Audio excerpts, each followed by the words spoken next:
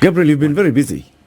We have been busy, yes. As government spokesman. We have, yes. And especially now with the ongoing disaster, there's a lot that you're still dealing with, in addition to what you were dealing with before the disaster happened, right? Correct.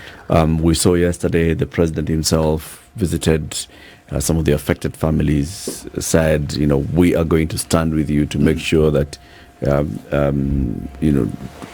tutakuwa na mpango. Si tutakuwa, tuko na mpango. I said tutakuwa. Okay. Tutakuwa na mpango. To make sure that, we make sure that you have shelter, you have food, you have clothing. We stand with you until you get your livelihoods back, and we'll support you with at least 10,000 shillings. Clarification, because I'm seeing it in different quarters. The 40,000 people, homesteads that are to benefit with the 10,000, are they only in Nairobi or is it countrywide? I'll need to get that information for you, but I think we are talking about everybody, that the 40,000 that were affected. Okay. Nairobi, actually, Eric, so to speak, I think nearly 70% or whereabouts. Yeah, okay. Of the people that are affected. Actually, Nairobi is the one that's worst hit. And City, it's good to tell you, actually, when the president went to Mathare, this actually stuck very close to home, because this you may not know. That's where I grew up. You told us this, and I remember very vividly. I did. So these are things that I grew up seeing. Yeah, and it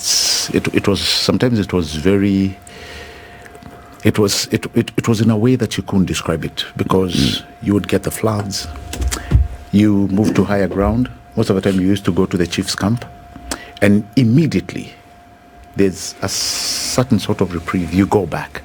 Why? Because you do not want somebody else to come in and take over that portion of space that you had lived. And it also used to happen the same way when there was a fire outbreak. Right. Immediately the fire was put off City. Guys went back and rebuilt. Yeah. So it got to a point where things became so hard that to chase people away, you had to burn their houses and then bring goons to ensure that nobody rebuilds. So that's how many people are being chased, from in the old days. Yeah, in the old days. Before the 2010 constitution. Yeah, I think so. In the current demolitions, how are they being conducted? First of all, I think we have to look at it, Eric, and we have to give it first the human face, and I know people have been talking about that. But most importantly, the number one thing that the government has done is to save lives. Trust me, it is difficult. It's not an easy thing. I've just told you what people have in their back burner. They think I'm being removed, and immediately I go or I move, somebody else will come and take over. But now things have changed a little bit. The rains we are seeing, I've never seen such. And many people will agree with this, that this is something else. We all know why we are having this, torrential. We know why we are having this very strong rains. We also realize the cyclones. Just the other day when we were talking, it would have been the first cyclone to hit our shores. We are also realizing the El Niños that we are talking about. The weather has really changed. Climate change is no longer something that we read in books or magazines or watch on TV. It's here with us. And we must do what we need to do to ensure that we reverse the effects of the current change. demolitions. Yeah. Because you've experienced this before, you've told us. I mean, you've seen this displacement of people in Mathare, and it's a similar thing in Mukuru and the other places. Yes. So the current one, how is it being done, and how is it different from what you know? The one that I saw, first of all, there are, and allow me to say, because there are two ways. There are two. The two that I saw, and the calls that I've received. One is that you had people who went to salvage the situation. And this is not government. These are people who went to assist their brothers and sisters. And they would, use whatever equipment they had. They had the matarimbo and what have you. And they would do so in order to move people to higher ground. And in so doing, you would break a few things. There was the houses that were swept. And you had people standing guard to ensure that these people don't come and rebuild and put themselves into harm's way. That is the first one. Okay. The other one is what now the government was telling them, guys, we have to get you out of this place so that we can relocate you. And you already seen what the county government has done. You've heard what the president talked about, the safe areas that they are trying to build, whether it's in the schools or the social halls that you saw. So there has been that nuance that people are being removed forcefully. It is not with that kind of the force that it's people would like to believe. It's all in the efforts of trying to save lives. And I think this is where we have to draw the parallels so that mtu anakuja anavumburushwa get out talk. No. There is a reason as to why just coming. There is a reason as to why this is done. Yes. And I think you guys in the media, this is where also you come in and help us because most people don't understand. How exactly do you want us to help you? The warnings that the government has been issuing. There's a reason why we need to save lives and move people to higher grounds. The other day I had somebody saying, where do you want higher ni wapi ni binguni? I mean, Eric, we are past that. We know what we are talking about. We know what the government means when it says that. And you cannot say by now. And unless you want to use the political nuance and the political connotations, which at this point in time is not helping. Can we be practical though? I think some practicability is actually very important. In what sense? In this sense that when we are saying move, which look, I think it's very clear that it is necessary for people to move, especially for those who are, along waterways, those who are along the river banks, those who are on riparian land. It's riparian land for a reason. That's why it's called that, because they're access ways on which people should not build on. Correct. The reasons as to why they have built is for this intent and purpose, neither here nor there. Right now, we are saying that they need to move because there will continue to be destruction with the weather patterns and with the way. That's clear. Nobody's arguing with that. Yeah. But in terms of mitigation by a government who is the vanguard of the livelihoods of people, right? When we say you must move, there needs to be a practical predicate. There is already. And that is where to. And I can understand the sarcasm that comes with tutenda wapi binguni. Sure. However, the question is, and I would like to know, people in Mathare, for example, who are being told to move, where are they moving to? So people in Mukuru who are being told to move, where are they moving to? Do we actually have satellite points whereby they've said this is where you will go? First of all, again, and that's an amazing question that you've asked, because many people are still asking the very same question. So first one, Eric, these are very guided evacuations. They are very guided. It's not that something that is being done haphazardly. And we are just looking at some of the, because we were on the ground, boots on the ground on Sunday. And so some of the things that people are asking, twende wapi. So there are areas that have been identified. Like if you go to places like Valley Bridge, if you go to some of the social halls that you're talking about, already people are in there. Now, all operations, and this one I can actually quote, all operations to move people is happening during the day, right? And like in the past where, when it happens at night, there are quite a number of losses where somebody is losing their small belongings that they had. So it's, like I'm telling you, it's very guided, it's very well outplanned. The accommodation in temporary shelters, which are there, they are getting food, they are getting blankets, they are getting medicine, they are getting mattresses, and importantly, special attention on children to ensure that they are getting nutritious and balanced diet. Now, this is not only government which has taken this task. They are also having their partners. The Red Cross, and you saw there was a meeting yesterday at the Deputy President's residence, and people came out and said this is what we are willing to help. So this is how we want to help. This is what we have, in our realm, and we would like you to tell us how we are going to assist the Kenyans who are actually affected. The other thing, obviously, the civil registry. This is another important point. The civil registry, land department, NEC, and registration of persons department are also active on the ground. I saw quite a number of them. And what are they doing? They just want to ensure that people who lost their basic documents get assisted.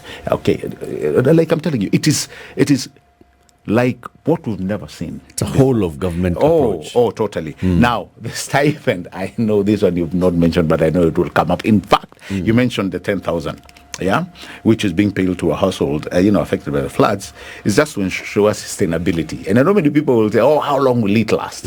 But the other day, City, I was asking somebody, what would you rather?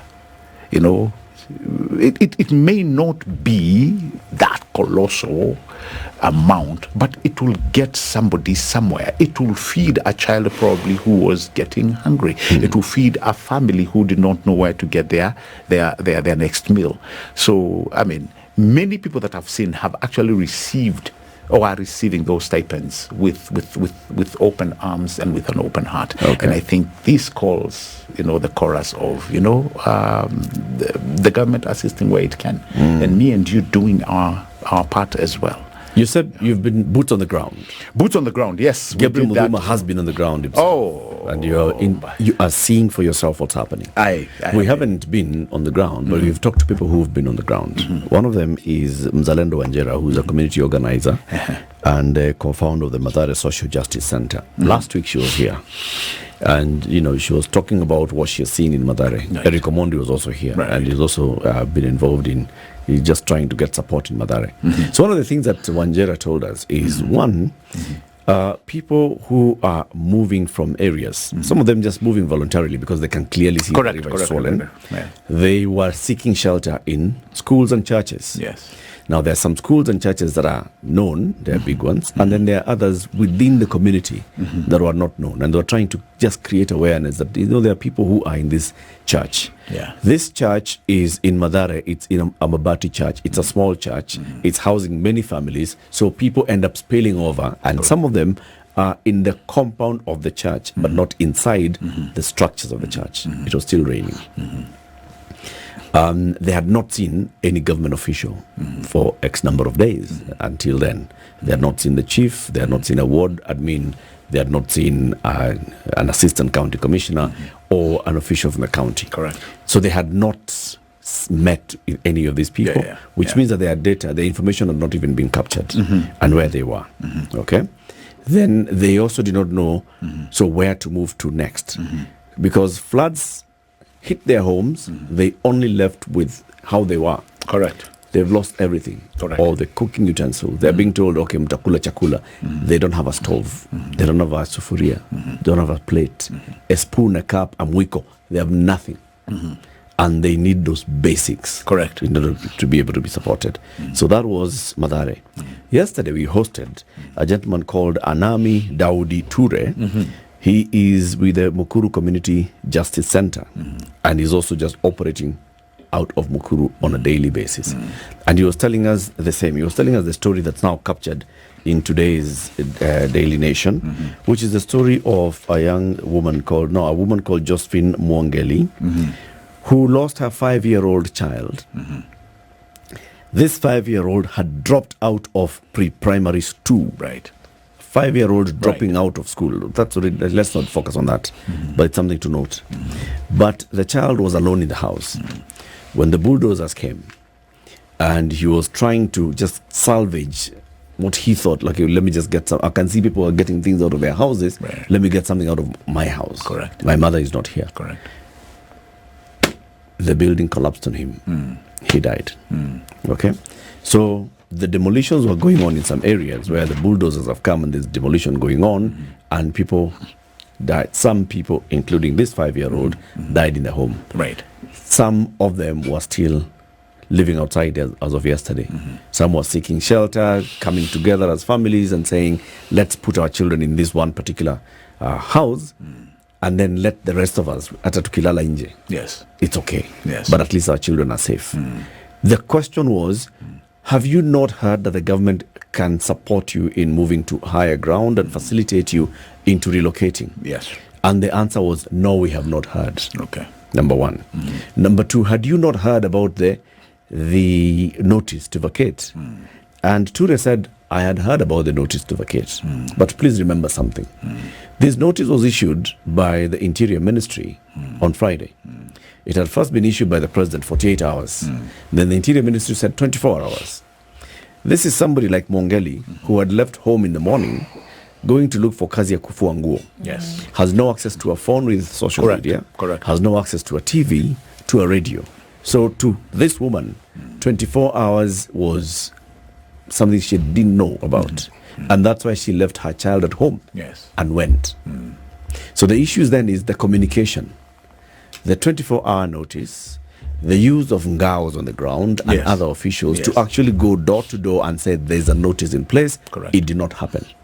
The issue of ngaos on the ground to go and say we have identified an area that you can move to, move there and we will get support to you there. It did not happen. Well, Eric, I think what I would ask is are you sure it did not happen or somebody did not get the information? Those are two different animals. It may happen, but somebody just does not get the information. Like what you've just, elaborated, that somebody may not have a phone, they may not have the means in which they get that information. But that does not necessarily mean that that information was not sent out. What Eric is saying points to something that perhaps will paint a larger picture. And we need to go back into history, 1997, 1998 El Nino. So devastating were they that the UN Meteorological Organization wrote a rule book, a playbook, says, guys, among the things they said is in the future, these sort of rains are going to be more and more frequent, not infrequent. Yes. They'll be massive, but they will also be irregular. Yes. Okay? Meaning you had been told in advance. And among the things they said, in terms of preparation, things like shelter, moving people from those areas that are likely to get flooded well in advance. Now, if you remember, along the Nairobi River, it was attempted. Riparian land, it was attempted, it was cleared. Correct? Correct. The glaring one is this one near Kileleshwa, the one just near Arboretum, okay? But many others. Yes. Every discussion we're having here would not be the same if people had been moved in advance, because we knew about this, were told well in advance. And CT, as much as I agree with you and all the points you're making, and your statements are quite valid, I've just told you these are things I have seen while growing up. I think, Eric, we have to agree that what we've not had for the longest, it's a proper, if I may call it, it's a proper way to handle disaster. Yes. And also evacuations. This one I'll agree with you. Until now is when I'm seeing at least something that makes sense. You may not want to agree with me, but it also brings to the fore that we must rethink housing. And that's why the president yesterday emphasized back on before we move housing. Before and I know, no. we are back. We are still in the floods. Respond to the issue of the lady there has been. Was there information? There has been. Door-to-door information that let's move within the next 24 Eric, hours. What I know, the answer from the ground is no, there wasn't. No. What I know, Ngao does. Was there information as late as yesterday on people? You have moved from here. This is the place to go. This is the higher ground. And then equal ground flani X. Go there. And was there information? Was there information, Eric? There was information. Door-to-door. And let's Ngao, I don't know whether it's door to door, but I know Ngao, like the chiefs, where I went, the DCC in Mathare. There were so many people there who had actually heard that there was food and non-food items. It was packed when I went, The same thing happened in Kiamaiko when I went. There were places where people were getting those essential commodities. So how did they get there? And Eric, I think there's something. Word of mouth. There's something city. It could be. Yeah. It could be. But that's information. Was that the plan? Because there was information. What I'm putting forward to you is that there was effective information that brought many people out. And here we need to be deliberate when we are communicating, because we are so. And I don't know why we do this, City. We are so pegged on the negative or the things that did not work. Wait a minute. Yep. Yet, we had the majority of the people who went to safer ground, who had access, who got information, All right, the biggest percentage got the information. Now, you give an example. Gabriel, You're shaking your head, Gabriel, Titi. No, Gabriel, I'm telling you. I was on the ground. I saw the number of people. We shall go to a break shortly. All right. You have seen the information. Yes. All over. There's a difference between when you hear kuku in a place and you come out and you ask kunaendeleaje and you're told tinga tinga zimekuja kubomoa. And when you hear knock, knock, knock, and you open the door and you find somebody telling you, tinga tinga zitakuja kubomoa, hammer. There's a difference. Okay? Now, a majority may have heard, but at what point did they hear? There's now, one. Let me tell you, because we're talking about a place I know very well. Many will have, there's that one. Many will have gone. Many people can be told, and they hear, and they will listen. Move. Like, I'm telling you, this is something this is a place, and there are so many friends that I have in that area, and most of them will tell you. And I'm not saying this in any. I'm not saying in demeaning. In a bad light. I know so many people who've been told, but they'll be like, tutafanya kesho. Tutafanya next week. I hear you. Mvua haitafika hapa. Who told them?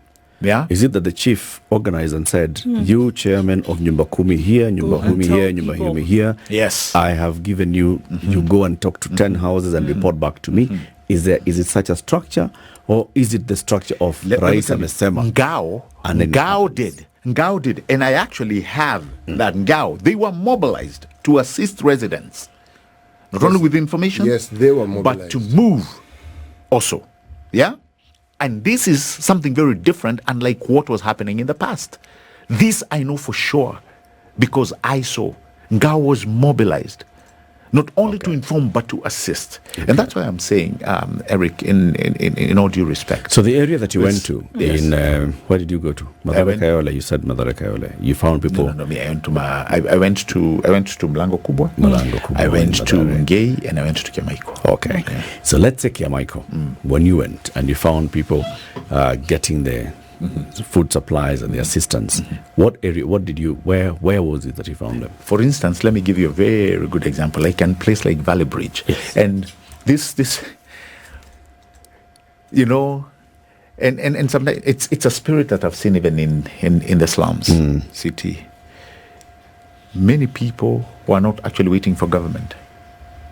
Yep. I saw with my own eyes where people opened up to say, hey, I'll keep your child until, I don't want you going to hassle for food when you have your kids.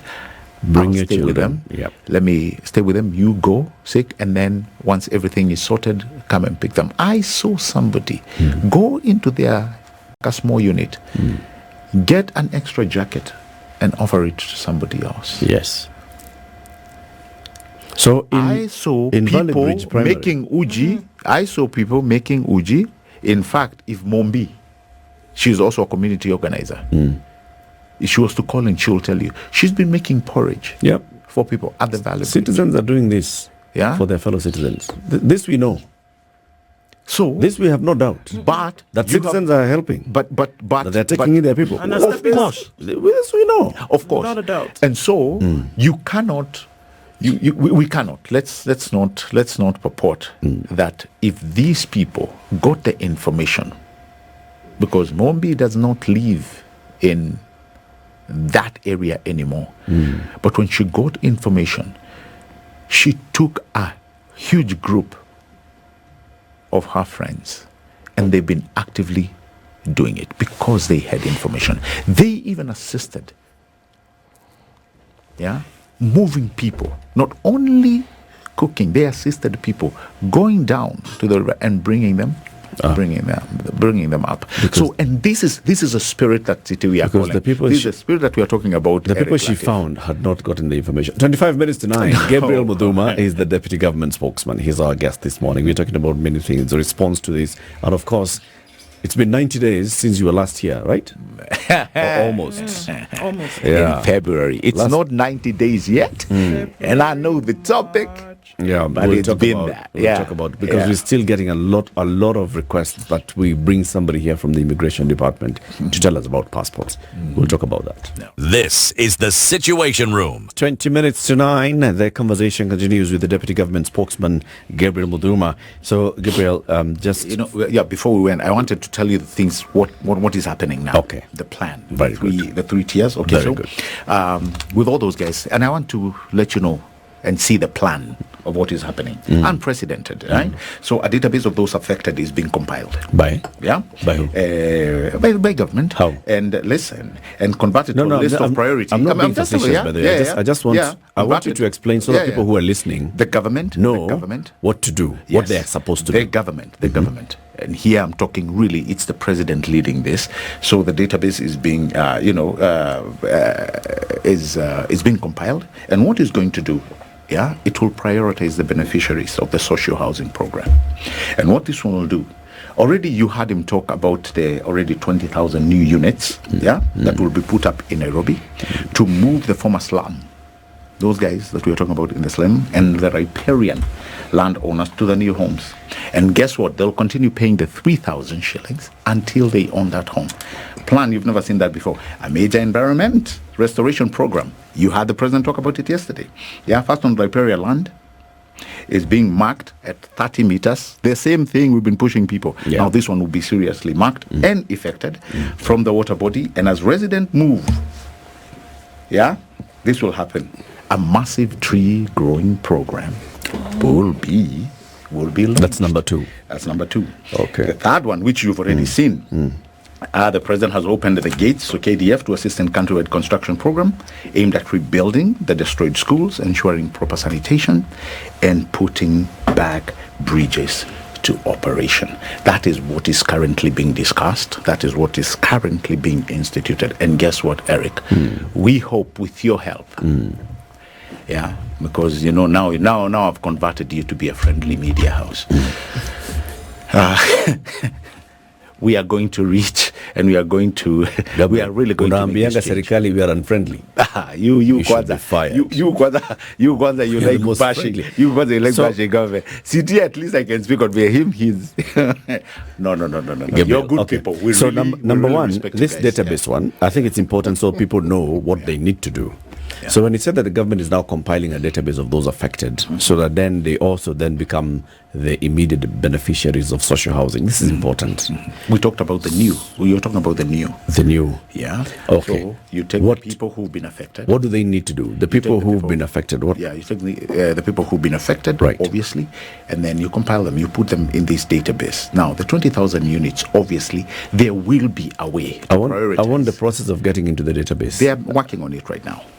They're working on the process. Yes, everybody right now. See, they are the people on the high ground. The people I've just mentioned to you, the former slums dwellers. Yeah, you heard the president saying these slum dwellers will be homeowners. You're going around this. The people. Gabriel, please just pause. Okay. I mentioned. Pause. Respectfully, but a government spokesman, deputy, please. Yes. There are people who are camped in various places. Correct. Like I told you, there are people who are in the schools in Mathare. You talked about Valley Bridge Primary, there's PAG, there's Mathare North Primary, there's Mathare Primary, and other areas.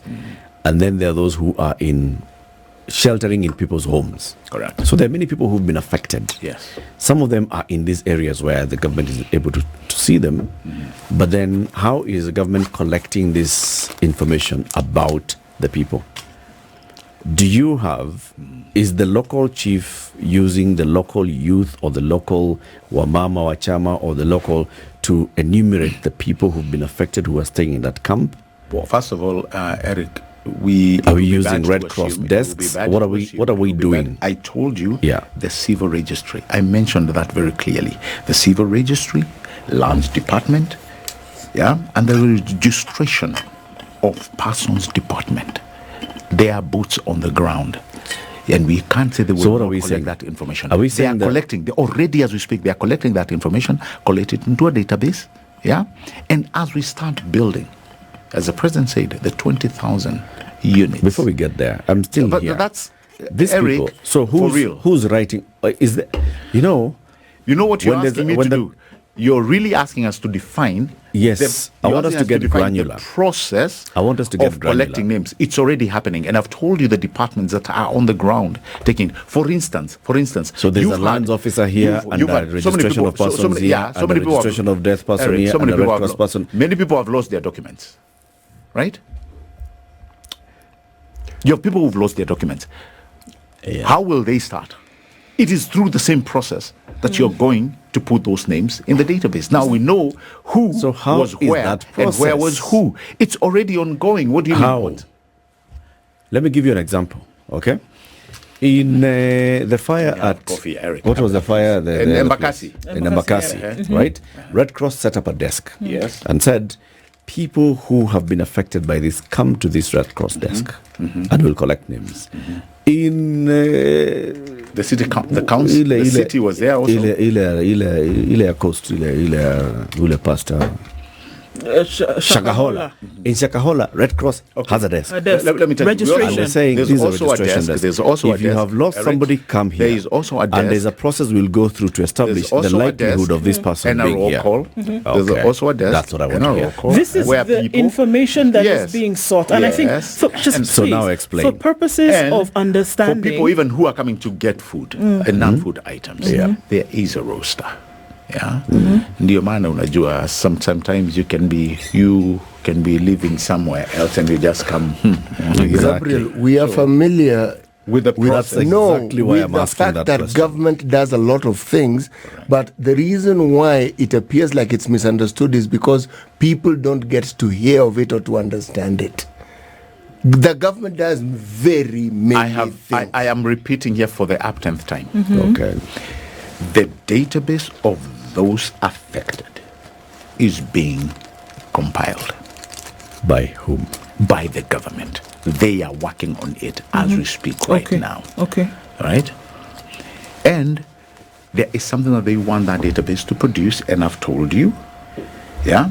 And compiled and converted. Listen, converted to a list of priority beneficiaries of the social housing program. And that's why I'm going back to this question, and I will keep insisting until you respond. 20 new units will be put in Nairobi. We spoke to somebody from Mukuru, a community leader in Mukuru yesterday, and we asked him, are you aware of the social housing scheme and the project being constructed around Mukuru? He said, yes, we are aware.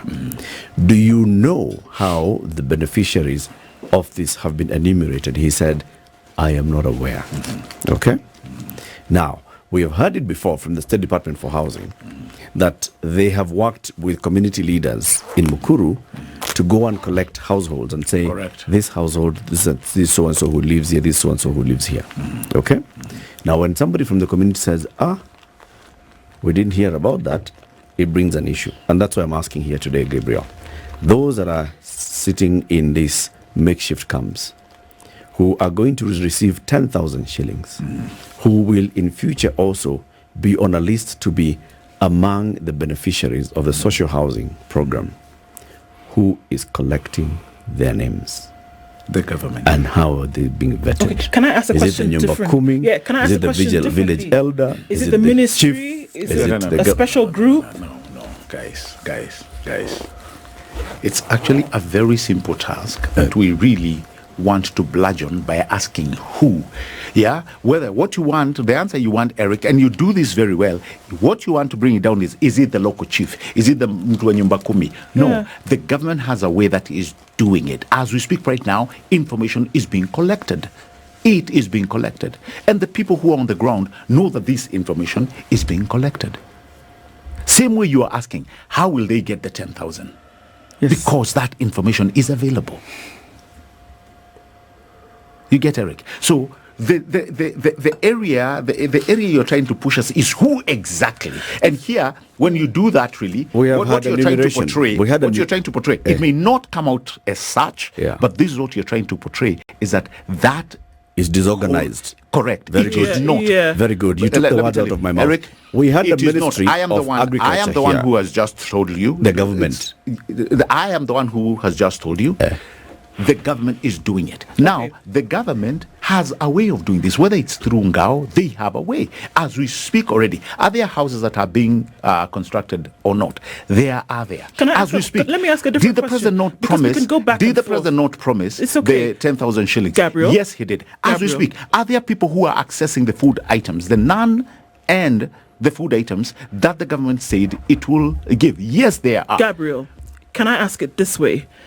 Is there information that happens in a public manner that, for what you're saying, should not be made public? Because you've given this blanket, It's not blanket. Allow me to finish. It's not blanket. So that we can at least... It's not blanket. So that we can at least... can I ask the question? Guys, so that we can at least have semblance of a conversation here. It is a conversation we are having. So allow me to finish the question. What you're trying to do, and this is something Eric has been doing for the longest. I've not even asked the question you yet, want so to how make can a you seat say what that I'm actually trying is to a do? good conversation that we are having. Now you want to push it to the nitty-gritty. Well, you know very well, there are people on the ground already collecting this information. I do not know, and that's why I'm asking. It's like you telling me the government does not know. Gabriel. You know, I need you to calm down for just a minute. Gabriel, just relax, so we can ask the question, so that then we can get an answer. All right? Please. Is it information that should not be shared, or should we just take it? And when we say that the government, what information? If you would allow me to ask the question, then you could answer it much easier. It really works that way. This is very simply the question. I've listened to the same question. For crying out loud. No. I've listened to what you're asking. But I know what you're asking. Gabriel, she hasn't asked the question. I've not asked the question. No, but I know what she's asking. No, you can't know what she wants to ask. It is impossible for you to know what I want to ask. Okay. Just pause and let her ask the question, please. And continue. Go ahead. Are you okay? Go ahead. Okay. What I'll do is I'll switch off all other mics, even mine.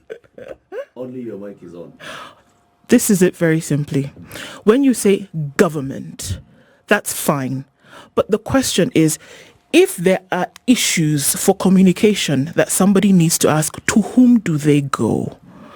If I want to find out that the president said yesterday that I can get 10,000 shillings because my home has been destroyed. So let's flip that issue around and say, okay, if I need to find out information about where do I go to register 123, to whom do I go? Okay. You switch on the mic. Now you may switch on the mic. Only your mic is on now, Gabriel. I repeat to where we started. Back to where we started. The National Government Administrative Officers, Ngao, right, have been mobilized to assist residents who are affected, by these floods. It ends there. So we know who is doing it. Ngao. Done. And they have a way for the longest. Eric, you know this. Okay.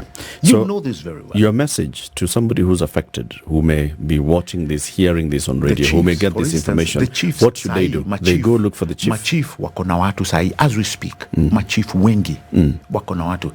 And this is data I've seen. This is data I've seen. This data is available. Are you aware that some chiefs are the ones who are responsible for people living in riparian? Yes, no. It's about a yes or no. Are you aware or not aware? Are you? I'm asking you. Are you aware or not aware? Are you telling me, or are you asking me whether they are corrupt chiefs? Yes. Of course they are. Okay. They are, because sometimes, they also assist those people to go there. But guess what? We've also seen people build in riparian land and they go to court. There has been times where government has moved in with its muscle to pull down homes, multi-million shilling homes. Yeah. Where were all the officers responsible? Yeah. So you want to bring the issue of, we will have corrupt officers.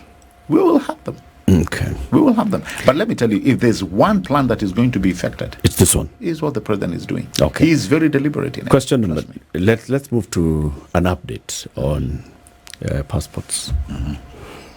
What's the latest? The last time you're here, the State Department for Immigration was working under the Interior Ministry. No, it's not called the Ministry of Interior National Coordination. Okay. On getting extra machines for printing of passports and organizing so that now passports can be processed faster And the passports that have not been collected, you told us there are many passports here that are not being collected, that they are collected and they're taken by the people who had applied for them. Latest information? Latest information, first of all, let me give you the, Eric, when we were discussing here last, when I was in February, I told you it was an entire ecosystem that we all know was not working as it should have been working. Now, I also mentioned that whether we liked it or not, it was an area that had not been invested in or on for the longest. Yeah, I also brought about the issue of the disruption of supply, and you told me the seat was very hot. Half of the things that I told you, the backlog, as it has happened now, you realize everything, including the timeline that I gave you of 90 days. We've actually beaten that timeline. We are actually a few days toward to realizing the 90 days that I told you of. But this is what has happened. That entire process has been streamlined. It wasn't easy, but it has been done. Yeah? Because let me tell you, if there is something that we knew was going to make a serious footprint in terms of assisting people travel, in terms of labor movement, we knew we had to streamline the passport process. So this is what has been done. When I was here last, CT, the passports that were the backlog was nearly 740,000. Pending processing. In various stages where of people process. were waiting. Yeah. And the inconvenience of the past 3 years was, like I told you, was occasioned by underfunding, shortage of passport books. You remember when we were making like jokes, breaking down of the printing machines, you know, and do actually brought the issue of corruption where we were back and forth. And I told you, yes, corruption will always find it. And people had made it, you know, a business. Of course, because they knew there was an issue. And it suffice to say, Eric, it's something that we are realizing. Any place where the demand is high and the service is not at par, you will always have a corruption will find its way. Right. Yeah. So out of the 700 plus passports, currently,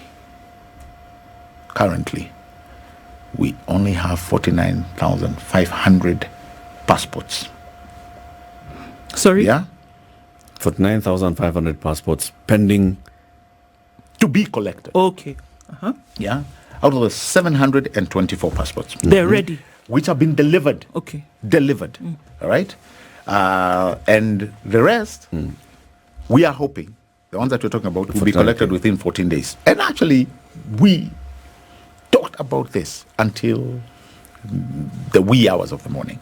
Nairobi, 27,000, which have not been collected. Mombasa, 3,000. Nakuru, 4,200. Embu, 4,500. Eldoret, 3,900. Kisumu, 3,900. Kisii, 3,000. Kericho, 400. Why have they not been collected? Do we know? That is what we are trying. Now we are actually trying to reach the applicants to tell them to come and collect their passports. I know one of them, my employee called Rose. She's been going to immigration every so often. She goes there, she's told, I don't know, you need to reapply. The 32-page one is not available. No, that is long gone. Let me tell you, Eric, that is long gone, because I can tell you the key interventions. These were all pending bills. First of all, I told you the issue of the pending bills, human and booklets. That has been sorted to a tune of 400 million. It was pending bills. Supply chain constraints, done. Stock of booklets, ziko kwa wingi. Machines. Printers, done. In fact, you may want to hear this.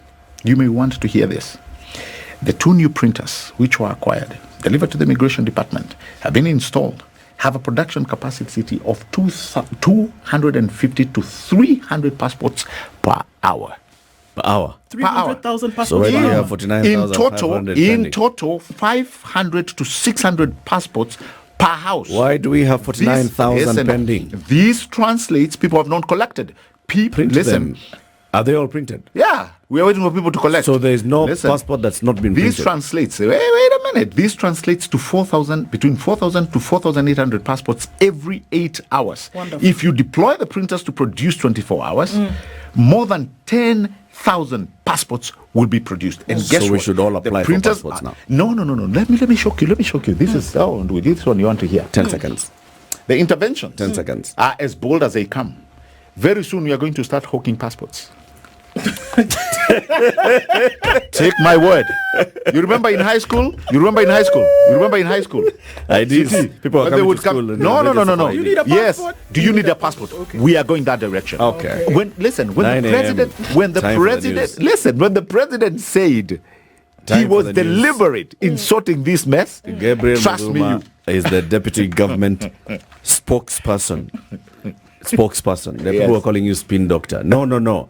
Thank you. Deputy government Spokesperson. spokesperson. Time for the news. and tell them to now wait for the passports. Ah, yeah. Mashule.